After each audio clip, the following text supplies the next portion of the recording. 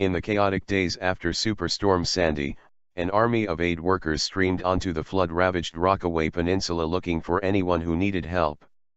Health workers and National Guard troops went door to door. City inspectors checked thousands of dwellings for damage. Seaside neighborhoods teemed with utility crews, Red Cross trucks and crews clearing debris.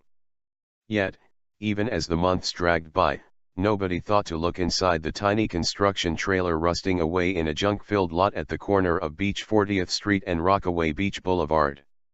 If they had, they would have found the body of Keith Lancaster, a quiet handyman who appeared to have been using the trailer as a home the night Sandy sent 5 feet of water churning through the neighborhood. It took until April 5 before an acquaintance finally went to check on the 62-year-old's whereabouts and found his partially skeletonized remains. His body lay near a calendar that hadn't been turned since October and prescription pill bottles last refilled in the fall.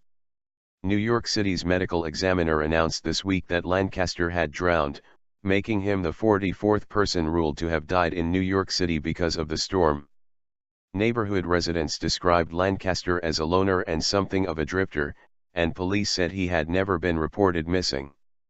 No one stepped forward to claim his body from the city morgue, either, after he was finally discovered this spring.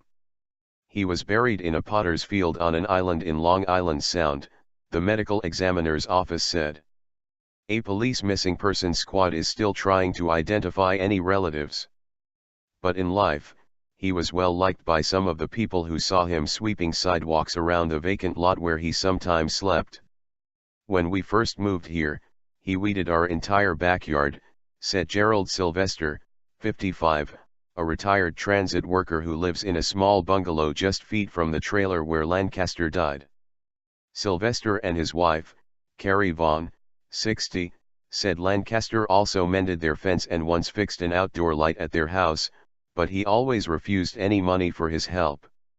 He wouldn't take any food, either, when they offered, and politely declined their invitations to come inside, explaining he didn't like to go into people's houses.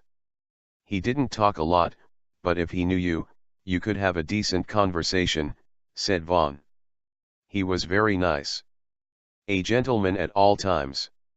She said it wasn't entirely clear where he was living. Lancaster, who the family said looked slightly frail, told her he didn't want to settle in one place. As the storm approached and the neighborhood evacuated, Sylvester said he went looking for Lancaster to see if he wanted to leave with the family, but never found him. After the October 29 storm, many neighborhood residents were unable to return to their homes. Even today, some buildings remain empty or under repair. Vaughn and Sylvester were away for 2 months, living in a FEMA-funded apartment, before they came back. The lot where Lancaster's trailer sat has been vacant for many years and, at just 15 feet wide, is easy to miss. Someone passing by would probably assume, wrongly, that it is the side yard of one of the bungalows that sit next door. The company that owns the plot, the Master Sheet Co., hasn't paid any property taxes on the parcel for years, according to city records, and it wasn't clear whether anyone associated with the business was aware someone was living on the property. A lawyer for the owners, Robert Rosenblatt, said Wednesday that he wasn't immediately able to reach his clients. New York City's Office of Emergency Management didn't respond Wednesday to inquiries about the efforts the city had made to locate and identify storm victims, and why they failed to reveal Lancaster's death for so long. The mayor's office also didn't respond to an inquiry. The lot where Lancaster died remained filled with junk this week, including an old office chair, plastic crates and bottles and stuffed animals. The trailer, barely big enough to stand in, is itself filled with trash.